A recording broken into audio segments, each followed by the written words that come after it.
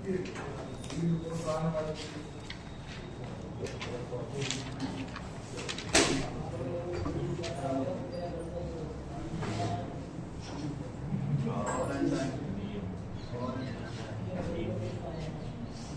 का नियम, जूल नाम के एक साइंटिस्ट थे, ठीक है। उन्होंने नियम दिया, किससे रिलेटेड दिया? उष्मा से रिलेटेड। उष्मा से रिलेटेड इन्होंने नियम दिया संबंधित। इन्होंने कहा, पहला पॉइंट यह है कि इन्होंने कहा कि यदि किसी कंडक्टर से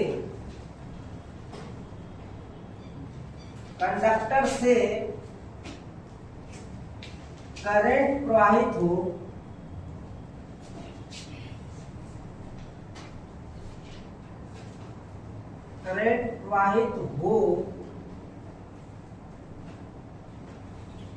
तो उस कंडक्टर में बहने वाली धारा H प्रोपोर्शनल I स्क्वायर। पहला चीज उन्होंने ये बताया कि अगर कोई कंडक्टर है, उसमें धारा प्रवाहित हो रही है, तो वो धारा जो होगी, उस धारा के कारण जो उष्मा पैदा होगी उस कंडक्टर में, वह उष्मा उस धारा के वर्ग के प्रोपोर्शनल होगा, ठीक है।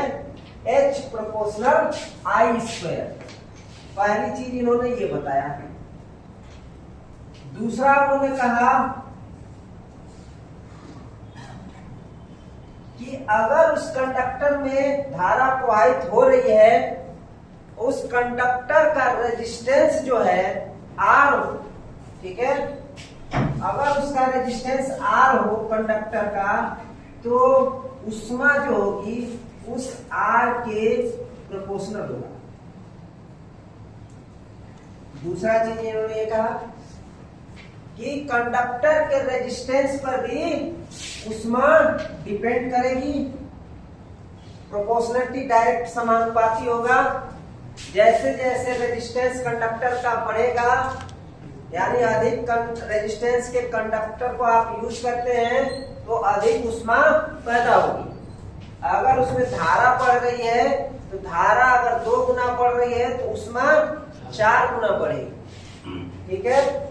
तीसरा पॉइंट उन्होंने ये कहा कि अगर उसमें जो धारा प्रवाहित हो रही है, वो किसी निश्चित समय के लिए प्रवाहित हो रही हो, जैसे कि 1 सेकेंड, 2 सेकेंड, 10 सेकेंड, 1 घंटा, 2 घंटा, ठीक है, समय। तो उन्होंने कहा कि अगर T टाइम के लिए उसमें धारा प्रवाहित की जा रही है, तो उसमें जो उष्मा उत्पन्न होगी उस टाइम के भी प्रोपोर्शनल होगा। 3 चीजें उन्होंने बताई, ठीक है।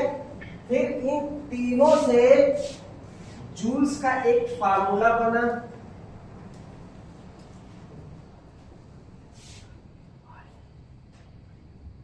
जो फार्मूला बना वो क्या बना? H equal to I square R into T।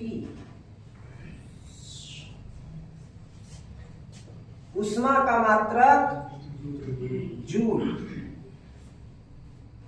मतलब यह है कि इन्होंने उष्मीय ऊर्जा की बात की। ऊर्जा का मात्रक जूल होता है ना, तो जो उष्मीय ऊर्जा पैदा हो रही है, एनर्जी, वो कितनी है? H बराबर I स्क्वायर RT। ऐसा उन्होंने बताया, ठीक है। बाकी जब अब इस चीज को अगर आप देखना चाहें, ठीक है, एक्सपेरिमेंटल रूप से, तो एक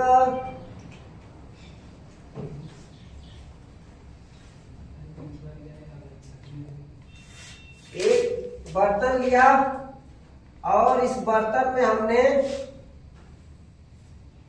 राड लगा दिया हीट करने वाला, और इस हीटर जो हीटिंग रॉड है इसको न्यूट्रल सप्लाई दे दी यहां से, और इसमें जो है हमने एक एमीटर लगा दिया। इस एमीटर से जो धारा बहेगी वो पता चलेगा कि कितनी करंट फ्लो हो रही है, और उसके साथ हमें क्या करना है, एक वेरिएबल रजिस्टर लगा दिया। ठीक है, अब इस वेरिएबल रजिस्टर के बाद हम एक जो है स्विच लगा देते हैं, कुंजी की। इसके बाद हमने क्या किया, यहां पे हमने फेज दे दिया। ठीक है, दूसरा एक काम करेंगे हम, यहां पे हमने लगा दिया क्या, थर्मामीटर। ठीक है, ऊष्मा नापने वाली मशीन, थर्मोमीटर लगा दिया। अब इसमें लिक्विड भरा हुआ है, जल।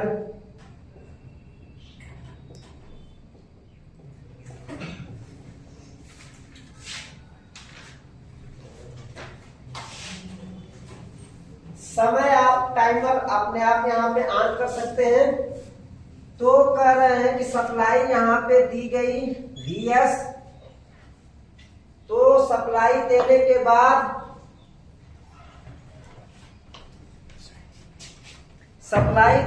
बाद क्या होगा, इसमें धारा बहेगी, और ये जो धारा बहेगी ये हम एमीटर से चेक कर लेंगे कि कितनी धारा है। ठीक है, तो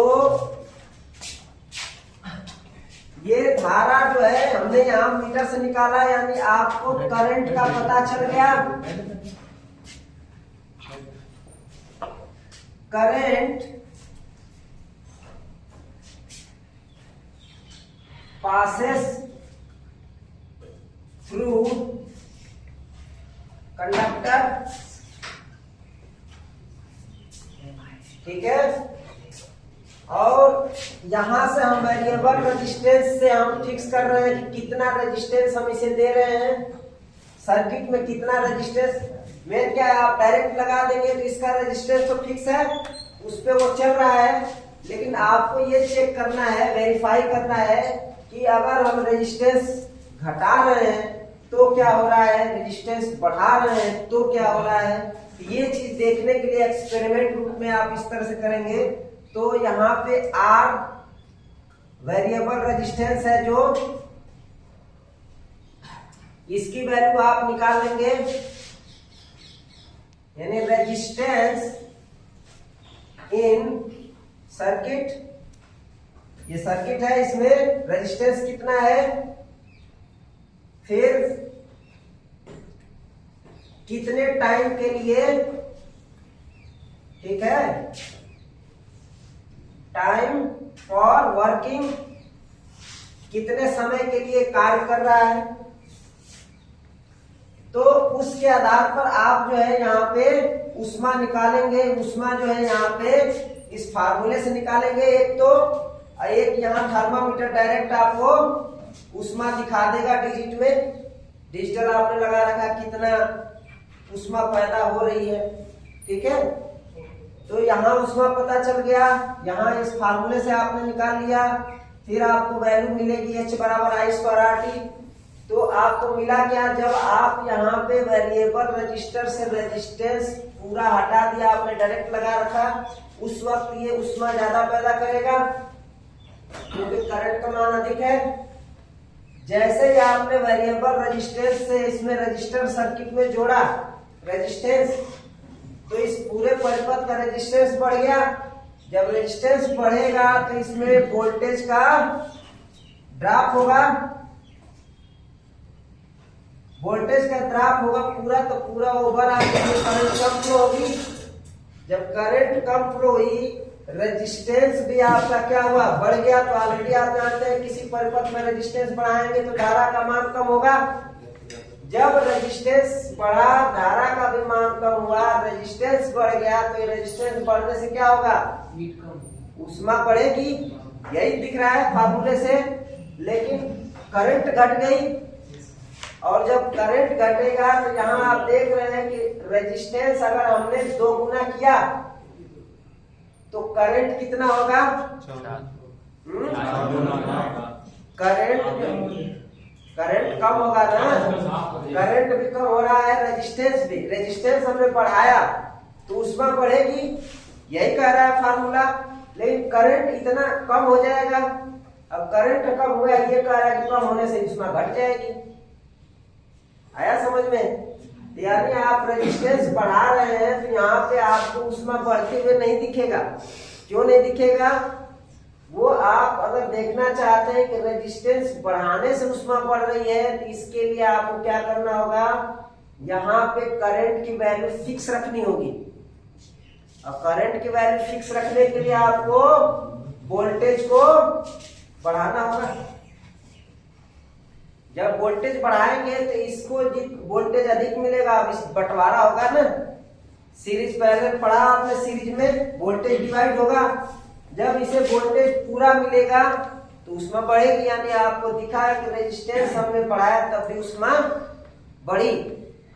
ठीक है, करंट के मान में तब चेंज नहीं होना चाहिए, उसमें बढ़नी चाहिए, रेजिस्टेंस बढ़ेगा तब। अब इसका इनडायरेक्टली अगर आप देखना चाहें तो रेजिस्टेंस घटने से आपको दिखेगा कि कहीं जो है करंट वो हीट बढ़ गई। एग्जाम्पल के तौर पे अगर आपका कमरे में हीटर रख रखे हैं खाना पकाने के लिए, आप बना रहे होते हैं, तार उसका पार्ट टूट जाता है नाइक्रोम का, जब टूट जाता है उसे फिर आप जोड़ देते हैं, ठीक है, खींच करके लेंथ बढ़ाकर। जब जोड़ते हैं तो इतना अगर टूट के निकल गया तो उतना तो रेजिस्टेंस कम हो गया, लेकिन रेजिस्टेंस कम होने से अब यहाँ पे ऊष्मा तो कम होगी ना, यहाँ कह रहा है कि रेजिस्टेंस कम होगा, ऊष्मा कम होगी, लेकिन करंट तो बढ़ गई। अब करंट बढ़ जाएगी तो करंट बढ़ने से तो करंट का आई स्क्वायर का रूल है, तो ओवरऑल हीट बढ़ जाएगी। ठीक है, ओवरऑल उसका पावर भी बढ़ जाता है। 1000 वाट का है तो 1000 वाट से अधिक हो जाएगा उसका वाटेज टूट जाने से। ठीक है, बताएंगे। तो कहने का मतलब यह है कि ये जो बात कह रहा है कि रेजिस्टेंस बढ़ने पे ऊष्मा बढ़ेगी, कब आप करंट फिक्स रखिए और ये जो फिलामेंट हीटर का है इसका रेजिस्टेंस बढ़ा दीजिए। ठीक है, अगर इसका रेजिस्टेंस पहले 500 ओम था, बाद में हमने 700 ओम कर दिया और करंट की वैल्यू वही रखी। पहले जब 500 ओम था तब 5 एम्पियर बह रही थी, और जब 700 ओम है तब भी 5 एम्पियर ही करंट फ्लो हो रही है। उस केस में आप ये देखेंगे कि रेजिस्टेंस बढ़ने से ऊष्मा भी बढ़ रही है। ठीक है, कुछ चीजें ऐसी होती हैं जो खिचड़ी बन जाता है। ठीक है, अब आप सोचते हो कि तार तो टूट गया, रेजिस्टेंस तो घट गया तो हीट कैसे बढ़ेगी? हीट यूं बढ़ गई कि ये करंट की वैल्यू बढ़ी, रेजिस्टेंस घटा तो करंट तो ज्यादा बढ़ी ना, आई स्क्वायर के फॉर्म में बढ़ गया। हाँ, अब ये रेजिस्टेंस आधा हुआ तो ये करंट 4 गुना बढ़ेगा, है ना। करंट 2 गुना होने से 4 गुना का फर्क पड़ रहा है ऊष्मा में, लेकिन रेजिस्टेंस 2 गुना होने से 2 गुने का ही फर्क पड़ रहा है। हाँ? ये चीजें हैं। मोर इफेक्टिव क्या है? करंट। ठीक है, ये चीज हो गई वेरीफाई। ऐसे आप जूल्स लॉ यही कहते हैं कि जब किसी कंडक्टर में धारा प्रवाहित होगी तो उसमें जो धारा प्रवाहित होगी उस धारा के वर्ग के समानुपाती होगा उसमें ऊर्जा जो उत्पन्न होगी कंडक्टर में, उस चालक में जो ऊष्मा पैदा होगी उस धारा के वर्ग के। यानी आप इसे और डिटेल में जैसे लिखना चाहें तो इस तरह से भी लिख सकते हैं कि H ऊष्मा बढ़ेगी कब? जब करंट बढ़ेगा। H ऊष्मा बढ़ेगी कब? जब रेजिस्टेंस बढ़ेगा। यानी इस पे दोनों चीजें हैं। ठीक है, करंट बढ़ेगा तो उष्मा बढ़ेगी, करंट घटेगा तो उष्मा घटेगी। रेजिस्टेंस बढ़ेगा तो उष्मा बढ़ेगी, रेजिस्टेंस घटेगा तो ठीक है। क्या हुआ, रेजिस्टेंस घटा तो उष्मा घटेगी। और क्या है, टाइम, टाइम बढ़ा तो भी उष्मा बढ़ी, टाइम घटा तो उष्मा घटी। ठीक है, टाइम मतलब कम समय तक अगर आपने हीट किया, जैसे कह रहा है कि कोई हीटर है वो 1 घंटे चला तो 2000 डिग्री सेंटीग्रेड उष्मा पैदा कर रहा है। अगर आधे घंटे चले तो कितना होगा, समय कम हुआ ना, समय कम हुआ तो कम उष्मा पैदा करेगा। ये चीज आप देखने के लिए क्या करना है, प्रैक्टिकली आप देखना चाहें कि समय का प्रभाव पड़ रहा है कि नहीं। तो जैसे आप पानी गर्म करते हैं, आपने राड को डाला, राड डालने से पानी तुरंत हीट नहीं हो जाता है 34 डिग्री सेल्सियस या 40 पे, जितना आपने कर रखा है ना सेट, नहीं हमें इतना चाहिए, इतने पे हम नहा सकते हैं ठंड में। तो उतना जब तक नहीं पहुंचेगा, पहुंचने में समय लेगा, यानी समय डिपेंड कर रहा है।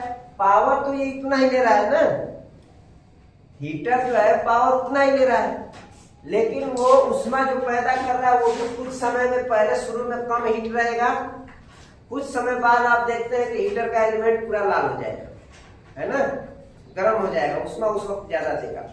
बल्ब का फिलामेंट है, जब आप बल्ब जलाते हैं कम उष्मा होती है उसकी, उस वक्त आप उसे टच कर सकते हैं। मान लो हमने 2 सेकेंड तक जलाया, आप उसे पकड़ के हाथों में रख सकते हैं, कोई दिक्कत नहीं। 2 मिनट तक जला दिया तो आप उसे नहीं पकड़ पाएंगे, हाथ जल जाएंगे। ठीक है, तो बल्ब हाथों में भी बन जाएगा, छाले छोटे छोटे वाले। ठीक है, तो ये इससे फर्क पड़ रहा है। आप जीता जागता एग्जाम्पल देख रहे हैं कि टाइम बढ़ने से भी उष्मा बढ़ रही है। ठीक है, ठंड के दिनों में आप बिस्तर में सो जाए देर तक तो बिस्तर भी गर्म हो जाता है, हीट हो जाता है। ठीक है, पहले आप जाएंगे ठंड में तो कंबल रजाई ठंडे रहते हैं, बाद में हीट हो जाते हैं, समय लगता है आधे घंटे। ठीक है, पूरी रात में इतना चार्ज होता है आपका बॉडी से वो कंबल कि सुबह उसमें चिंगारियां निकलती हैं, है कि नहीं, निकल जाता है। हाँ, वहां भी चार्ज है, वहां भी स्पार्किंग हो रही है। ठीक है, तो जीता जागता एग्जाम्पल आप देख रहे हैं कि समय का जो है उसमें ऊर्जा पे प्रभाव पड़ रहा है, और करंट जब ट्रांसफर हो रही है तब भी हो रहा है, रेजिस्टेंस हो रहा है तब भी हो रहा है। जब तक रेजिस्टेंस नहीं होगा, अधिक हाई रेजिस्टेंस, तब तक व्हाइट हार्ट नहीं हो पाएगा। जो आपको रसायन वो लाइटनिंग इफेक्ट बताया, हीटिंग इफेक्ट क्या है, उसमें रेजिस्टेंस ज्यादा है। लाइटनिंग कब होगा, व्हाइट हार्ट होगा तब जब वो हीट हो रहा है। क्यों हीट होगा, जब रेजिस्टेंस कम हो तो हीट होगा, हीट होगा तब भी, लेकिन क्या है वो मेल्ट कर जाएगा तुरंत। आप 2 कंडक्टर ले लिए एल्युमिनियम का, कॉपर का, छोटा सा रेजिस्टेंस कम आप लगाओगे, अगर एमसीबी डाउन नहीं हो रही है तो फिर क्या होगा, वो तार ही मेल्ट कर जाएगा, यानी उष्मा तो हुई तब भी गर्म हुआ, लेकिन वो मेल्ट कर गया तुरंत। रेजिस्टेंस का मतलब मैंने आपको बताया था, वो शॉर्ट सर्किट हो गया कंडीशन। क्लोज सर्किट जब बनेगा, यानी जो वोल्टेज दे रहे हैं उसे ड्रॉप करने की भी क्षमता इसके अंदर होनी चाहिए, तब वो क्लोज सर्किट है। ड्रॉप कर जाएगा तो वो आपको उष्मा भी देगा। हाँ, जिंदा रहेगा तभी तो कुछ देगा, मर गया तो क्या देगा। तो उसको डेड कंडीशन में नहीं ले जाना है। इसमें मतलब आप जब तार लगाते हैं तो क्या होता है, मेल्ट हो जाता है। जब बहुत कम रेजिस्टेंस हो, नेग्लेजिबल हो तो मेल्ट कर जाएगा, शॉर्ट कराएंगे तो। और वही अगर आपका शॉर्ट का मतलब छोटा, क्लोज का मतलब क्या हो कि आपने लगाया और सर्किट का वोल्टेज जो है आप सप्लाई वोल्टेज ड्रॉप कर गया, उसको खपत करने की उसकी क्षमता है। इंसानों में भी क्षमता होती है पचा जाने की, पैसे की भी गर्मी होती है ना। पैसा ज्यादा हो जाएगा जेब में तो भी आपको दिक्कत हो जाएगी, नहीं पचा पाओ। ठीक है, तो ठीक है, थैंक यू। रूल्स का समझ में आ गया।